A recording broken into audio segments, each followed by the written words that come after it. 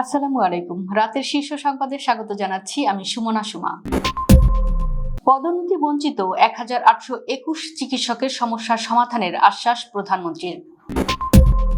সংসদে নিজেকে শহীদ পরিবারের সন্তান দাবি জামাত আমিরের। সারা দেশের সব শিক্ষা প্রতিষ্ঠানে সপ্তাহে 3 দিন অনলাইনে ক্লাস। দেশে 1,93,000 টন জ্বালানি মজুদ আছে। আরও 14 জেলা পরিষদে নতুন প্রশাসক নিয়োগ। আপনারা জেনজি রিপ্রেজেন্ট করেন, জামাত জেনারেশন হয়েন না, সংসদে পার্থ। হান্নান মাসুদকে সতর্ক করলেন স্পিকার। 20,000 কিলোমিটার খাল খনন করা হবে, পানি সম্পদ মন্ত্রী। 3 মামলায় শোন অ্যারেস্ট দেখানো হলো সাবেক মন্ত্রী দীপু মনিকে। চাঁদাবাজির তথ্য চেয়ে জবি প্রশাসনের গণবিজ্ঞপ্তি। যুক্তরাষ্ট্র স্থল অভিযান শুরু করলে ইরানে যাবে দুর্ধর্ষ চেচেন আর্মি।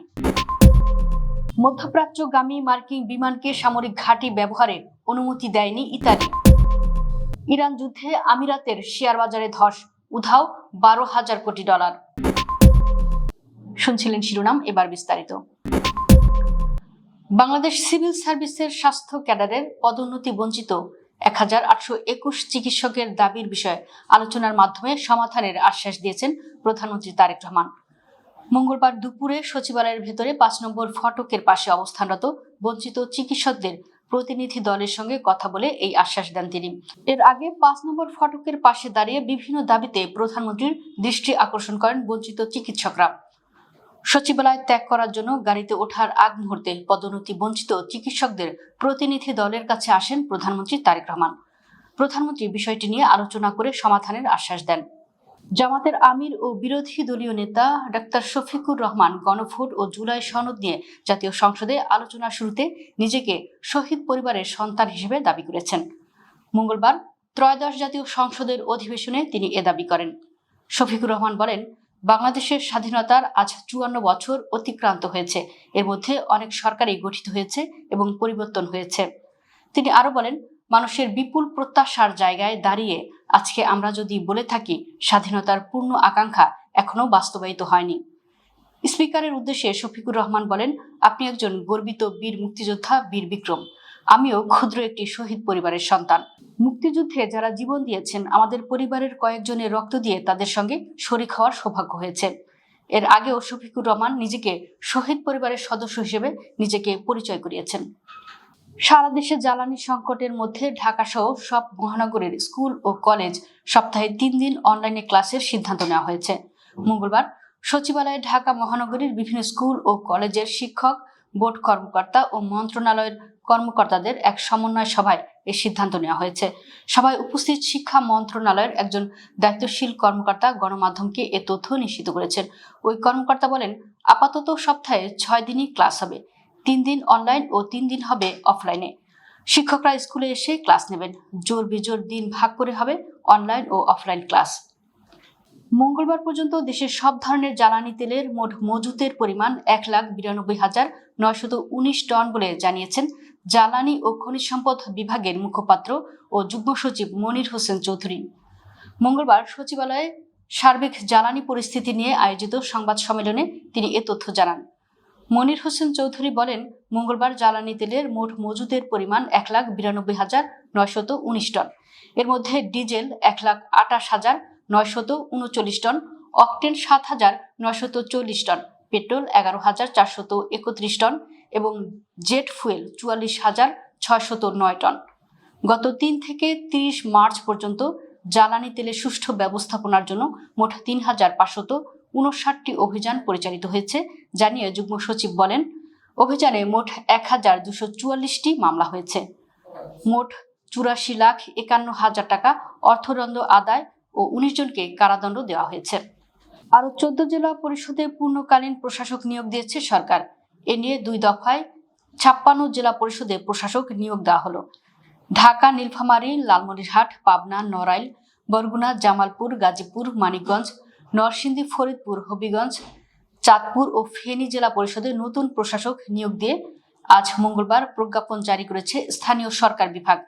এর মধ্যে মোহাম্মদ ইয়াসিন ফেরদৌস, মুরাদ, ঢাকা, মোহাম্মদ মিজানুর রহমান চৌধুরী নীলফামারী, AKM মুমিনুল হক লালমনিরহাট, মোহাম্মদ জহুরুল ইসলাম পাবনা, মোহাম্মদ মুস্তাফিজুর রহমান আলেক নড়াই, মোহাম্মদ নজরুল ইসলাম মোল্লা বরগুনা, মোহাম্মদ সিরাজুল হক জামালপুর ও চৌধুরী ইশরাত আহমদ সিদ্দিকী গাজীপুর জেলা পরিষদের প্রশাসক হিসেবে নিয়োগ পেয়েছেন। এছাড়া জামিলুর রশিদ খানকে মানিকগঞ্জ, তোফাজ্জল হোসেনকে নরসিংদী, মোহাম্মদ আফজাল হোসেনকে খান পলাশকে ফরিদপুর, আহমেদ আলীকে হবিগঞ্জ, AKM সলিমুল্লাহ সেলিমকে চাঁদপুর ও অধ্যাপক MA খালেকে ফেনী জেলা পরিষদের প্রশাসক পদে নিয়োগ দেওয়া হয়েছে। আপনারা জেনজি রিপ্রেজেন্ট করেন, জামাত জেনারেশন হবেন না। মঙ্গলবার জাতীয় সংসদে বিধি ৬২তে আনা প্রস্তাবের উপর আলোচনার সময় তিনি এসব কথা বলেন। অধিবেশনে সভাপতিত্ব করেন স্পিকার হাফিজউদ্দিন আহমেদ। বক্তব্যের শুরুতে পার্থ বলেন, ব্যাপার তো অনেক কমপ্লেক্স, একটা ইউনিক সিচুয়েশন। আমি আমার সম্মানিত বিরোধী দলের নেতাদের চোখে আবেগ দেখি, কথায় দেখি, তবে একটা জিনিস এটাও দেখি যে কেন জানি প্রথম থেকেই আমাদেরকে জুলাইয়ের বিরুদ্ধে নিয়ে যাওয়ার একটা পায়তারা দেখতে পাচ্ছি। এ সময় সংসদে হট্টগোল শুরু হলে তিনি বলেন, আমার কথা বলতে হবে প্লিজ। আমার আওয়ামী লীগ সরকারের কথা মনে পড়ে যায়। আমরা যদি কোনো কথা বলতাম, বলতো যুদ্ধাপরাধের বিচার চায় না। আমরা বলতাম তেলের দাম কত, বলতো যুদ্ধাপরাধের বিচার চায় না। আমি অনেকখানি ওই অ্যাটিটিউডটা দেখতে পাচ্ছি। সংসদে বক্তব্যের সময় গ্যালারিতে উপবিষ্ট পিতার কথা উল্লেখ করায় নোয়াখালী ৬ আসনের সংসদ সদস্য আব্দুল হান্নান মাসুদকে সতর্ক করেছেন জাতীয় সংসদের স্পিকার মেজর অবসরপ্রাপ্ত হাফিজউদ্দিন আহমদ বীর বিক্রম। মঙ্গলবার সংসদের প্রশ্নোত্তর পর্বে এ ঘটনা ঘটে। নিজের তারকা চিহ্নিত প্রশ্ন উত্থাপন করতে দাঁড়িয়ে হান্নান মাসুদ বলেন, আজকে আমার জন্য আনন্দের দিন। আজকে আমার পিতা মাদ্রাসার শিক্ষক এখানে উপস্থিত আছেন। ওনার সামনে দাঁড়িয়ে আমার তারকা চিহ্নিত প্রশ্ন ৯৪ সংসদে উপস্থাপন করছি। পরে স্পিকার তাকে উদ্দেশ্য করে বলেন, মাননীয় সংসদ সদস্যদের কার্যপ্রণালী বিধি অনুসারে আপনি গ্যালারিতে উপবিষ্ট কারো সম্বন্ধে কোনো মন্তব্য সংসদে রাখতে পারেন না। Anyway, I respect your sentiment, please be careful next time. ৫ বছরে দেশব্যাপী ২০,০০০ কিলোমিটার খাল খনন করা হবে বলে জানিয়েছেন পানি সম্পদ মন্ত্রী মোহাম্মদ শহীদুদ্দিন চৌধুরী এনি। মঙ্গলবার রাজধানীর পান্থপথে পানি ভবনে বিশ্ব পানি দিবস উপলক্ষে এক আলোচনা সভায় একথা জানান মন্ত্রী। অনুষ্ঠানে প্রধান অতিথি হিসেবে উপস্থিত ছিলেন তিনি। এ সময় উপস্থিত ছিলেন প্রতিমন্ত্রী ফরহাদ হোসেন আজাদও। এনি চৌধুরী বলেন, বন্যার হাত থেকে পরিত্রাণ পেতে শহীদ রাষ্ট্রপতি জিয়াউর রহমান খাল খনন কর্মসূচি শুরু করেছিলেন। বর্তমান সরকার ইতিমধ্যে ৫৪ জেলায় খাল খনন উদ্বোধন করেছে। ১৮০ দিনে ১২০০ কিলোমিটার এবং আগামী ৫ বছরে দেশব্যাপী ২০,০০০ কিলোমিটার খাল খনন করা হবে। ২০২৪ সালে ছাত্র জনতার আন্দোলনে বিভিন্ন ঘটনায় দায়ের করা ৩টি মামলায় চাঁদপুরের আদালতে শোন অ্যারেস্ট দেখানো হয়েছে পতিত আওয়ামী লীগ সরকারের সাবেক মন্ত্রী ডাক্তার দীপু মনিকে। মঙ্গলবার দুপুরে চাঁদপুরের সিনিয়র জুডিশিয়াল ম্যাজিস্ট্রেট আব্দুল মান্নানের আদালতে ভার্চুয়ালি তাকে হাজির দেখানো হয়। আদালত সূত্রে জানা গেছে, ২০২৪ সালের জিআর ৫৭৯ মামলার তদন্তকারী কর্মকর্তা চাঁদপুর সদর মডেল থানার পুলিশ পরিদর্শক মিন্টু দত্ত, জিআর ৫৭১ মামলার তদন্তকারী কর্মকর্তা উপপরিদর্শক নাসির শাহ ও জিআর ৫৮৫ মামলার তদন্তকারী কর্মকর্তা উপপরিদর্শক নূরে আলম আসামিকে গ্রেফতার দেখানোর জন্য আদালতে উপস্থিত ছিলেন। জগন্নাথ বিশ্ববিদ্যালয় জবি ক্যাম্পাসের সামনে পাবলিক বাস থেকে চাঁদা আদায়ের অভিযোগ উঠেছে। এ ঘটনায় তদন্তে নেমেছে বিশ্ববিদ্যালয় প্রশাসন, করে দিয়েছে তদন্ত কমিটিও। চাঁদাবাজির সংশ্লিষ্ট তথ্য ও ভিডিও ফুটেজ সরবরাহের আহ্বান জানিয়ে জারি করেছে গণবিজ্ঞপ্তিও। সোমবার তদন্ত কমিটির আহ্বায়ক ও সহকারী প্রক্টর অধ্যাপক মোহাম্মদ মাহাদি হাসান জুয়েল স্বাক্ষরিত এক বিজ্ঞপ্তিতে বিষয়টি জানানো হয়। বিজ্ঞপ্তিতে বলা হয়, জগন্নাথ বিশ্ববিদ্যালয় ক্যাম্পাসের সামনে থেকে পাবলিক বাস থেকে চাঁদা নেওয়ার বিষয়ে গণমাধ্যমে রিপোর্ট এবং বিষয়টি সোশ্যাল মিডিয়ায় প্রচার হয়।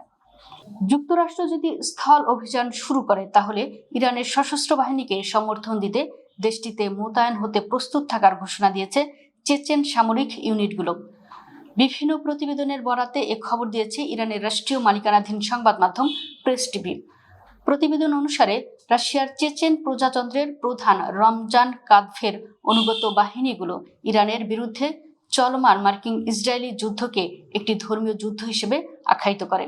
অর্থাৎ যুক্তরাষ্ট্র ও তার মিত্রদের বিরুদ্ধে ইরানকে রক্ষার জন্য ভালোর পক্ষে মন্দের বিরুদ্ধে লড়াই।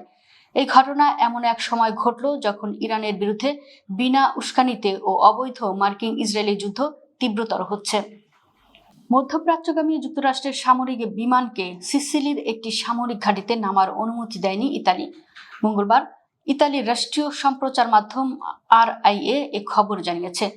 প্রতিবেদনে বলা হয়, ইতালির প্রতিরক্ষা মন্ত্রী গুইডো ক্রুসেতো সিগোনেলা ঘাঁটি ব্যবহারের জন্য যুক্তরাষ্ট্রের একটি অনুরোধ প্রত্যাখ্যান করেছেন। বিমানগুলো মাঝ আকাশে থাকাকালীন এই অনুরোধ জানানো হয়। প্রতিবেদনে বলা হয়েছে, এই ফ্লাইটের জন্য আগে থেকে কোনো অনুমতি চাওয়া হয়নি বা ইতালির সামরিক নেতৃত্বের সঙ্গে কোনো পরামর্শ করা হয়নি। ফ্লাইটগুলো মাঝ আকাশে থাকা অবস্থায় বিষয়টি জানানো হয়। তবে তদন্তে দেখা গেছে এগুলো সাধারণ কোনো লজিস্টিক ফ্লাইট ছিল না, যার ফলে ইতালির সঙ্গে বিদ্যমান চুক্তির আওতায় একে ব্যবহারের অনুমতি দেওয়া সম্ভব হয়নি। মধ্যপ্রাচ্যে ইরানের সঙ্গে যুক্তরাষ্ট্র ইসরায়েলের চলমান যুদ্ধে বড় ধাক্কা খেয়েছে সংযুক্ত আরব আমিরাতের শেয়ার বাজার। যুদ্ধ শুরুর পর থেকে দেশটির দুবাই ও আবুধাবির শেয়ার বাজার থেকে প্রায় $120 বিলিয়ন, প্রায় 12,000 কোটি ডলার বাজার মূল্য উধাও হয়ে গেছে। সংযুক্ত আরব আমিরাতের দুই প্রধান শেয়ার সূচক দুবাই ও আবুধাবি 28 ফেব্রুয়ারি যুদ্ধ শুরুর পর থেকে যথাক্রমে প্রায় 16% ও 9% কমেছে। তথ্য অনুযায়ী দুবাই ফাইন্যান্সিয়াল মার্কেটের সাধারণ সূচক থেকে প্রায় $45 বিলিয়ন বাজার মূল্য কমে গেছে। অন্যদিকে বৃহত্তর আবুধাবি সিকিউরিটিজ এক্সচেঞ্জ সূচক হারিয়েছে প্রায় $75 বিলিয়ন। একই সময় কাতার ও বাহরাইনের শেয়ার বাজার যথাক্রমে প্রায় 4 ও 7% বাজার মূল্য হারিয়েছে। তবে সৌদি আরব এবং ওমানের বাজারে কিছুটা ঊর্ধ্বগতি দেখা গেছে। দর্শক, ভিডিওটি শেষ পর্যন্ত দেখার জন্য আপনাকে অসংখ্য ধন্যবাদ। নিত্য নতুন ভিডিও পেতে আমাদের ইউটিউব চ্যানেলটি সাবস্ক্রাইব করুন এবং নিয়মিত নোটিফিকেশন পেতে বেল বাটনটি ক্লিক করুন। আমাদের ফেসবুক পেজটি ফলো করুন। এছাড়াও আমাদের ভিডিও লাইক, কমেন্ট ও শেয়ার করুন। আল্লাহ হাফেজ।